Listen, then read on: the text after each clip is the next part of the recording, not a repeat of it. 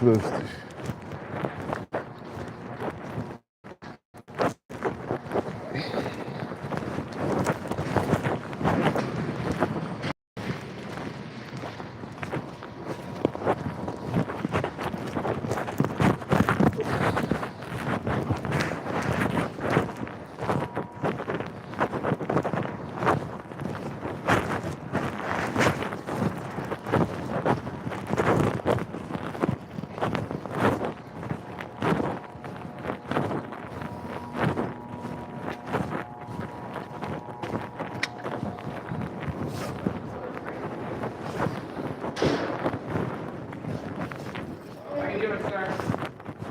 What's up? Kicked out? Yeah, get the fuck out.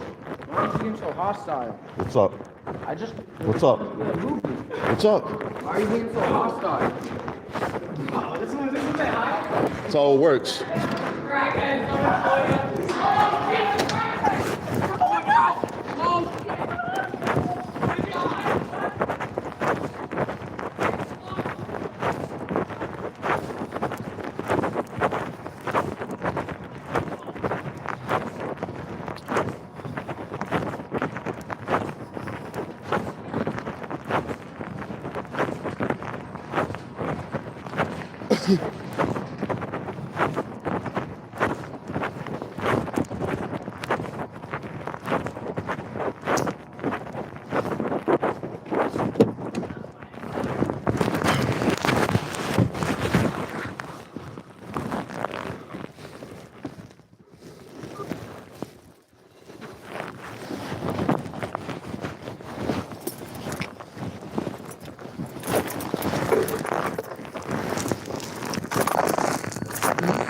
But with all the melting snow and temps creeping into the 20s and teens at night, do make sure to watch out for black ice.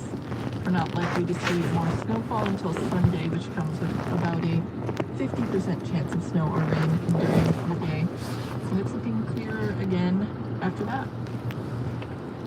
Coming up next on All Things Considered, the official memorials for Jesse Jackson began this week. The late civil rights leader is lying in repose at his Rainbow Push Coalition headquarters in Chicago Thursday and Friday. That and more coming up here on Ocean State Media.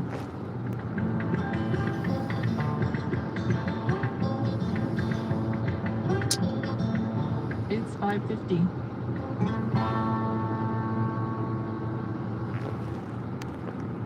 This is All Things Considered from NPR News. I'm Juana Summers. And I'm Elsa Chang. All throughout the day, people have been paying their respects to the late Reverend Jesse Jackson at his Rainbow Push Coalition in Chicago. The civil rights leader was 84 when he died just over a week ago. And today was the beginning of several days of remembrances from Chicago to South Carolina to Washington, D.C., and back to Chicago. NPR's Cheryl Corley has more. It's been both a day of public mourning and celebration that began early with an honor guard greeting the hearse that brought Jackson's body to the Rainbow Push Coalition's building. The pillars are draped in purple bunting, and while Jackson's relatives climbed the stairs to enter the building, a crowd of people waiting to pay their respects watched. Pam Hooks was at the front of the line. I flew to Chicago yesterday from Florida just to participate and show my respects to Reverend Jackson. Hooks, a retired teacher, lives in Cocoa, Florida. She said she would fly back home later in the day, but she had to make time to honor Jesse Jackson. The year that I graduated from high school, which was 1984, is the year that Reverend Jackson ran for president. So that connection was there from the beginning.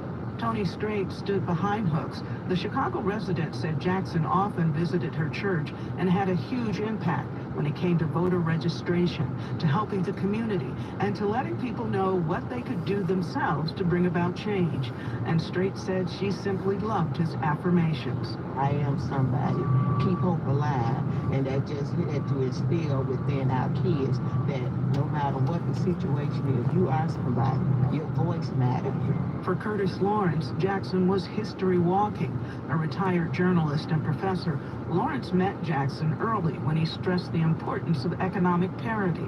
And he was talking about the grocery store boycotts. This was in the 70s. And So all these years, I just had this image of this, you know, huge, larger-than-life figure. And so years later, I'm covering this man, and I tell people, part of me is also that 12-year-old kid remembering him telling everybody that they could be somebody too.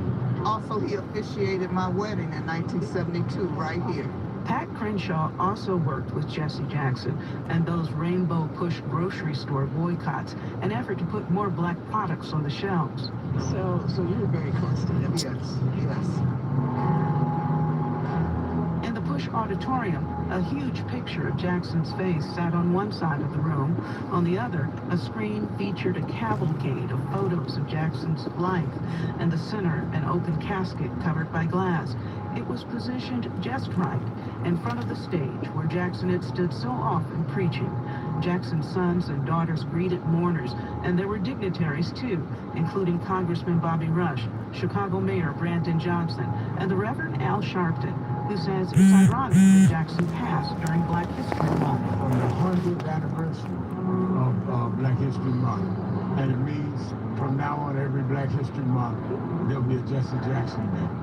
Sharpton says now, in an era when there's so much political contention and a rollback of the civil rights advances that Jackson championed, his life is a good example of how to resist and work to make life better.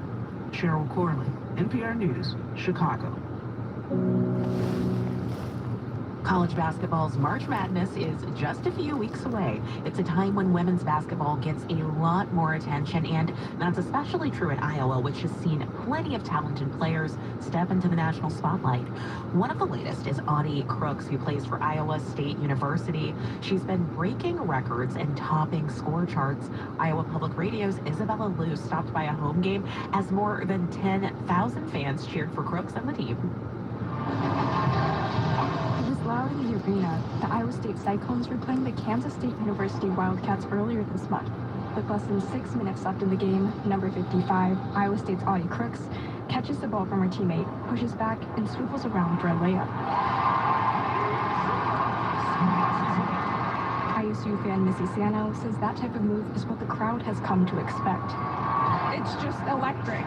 When she gets the ball, it's just electric. Everybody, looks to Audie to do great things, and she does great things. So Crooks got lots of publicity 2 years ago when she scored 40 points in her NCAA tournament debut. Now, as a junior, she averages around 25 points per game. Joe Bartolo, one of Crooks' high school coaches, says in a time when three-pointers are considered a flashier part of the game, Crooks shows there's another way to play. She kind of brings that old school, low post, tough mentality that you can still beat people by scoring twos and attract a lot of attention to open things up for your guards. As a sophomore, she was the first center to score 600 points during the 2024-2025 season. With more than 600 points this season, Crooks' scoring streak continues. Her coach Bill Fenley says on top of good footwork, timing, and an ability to catch anything, there's something else that sets her apart.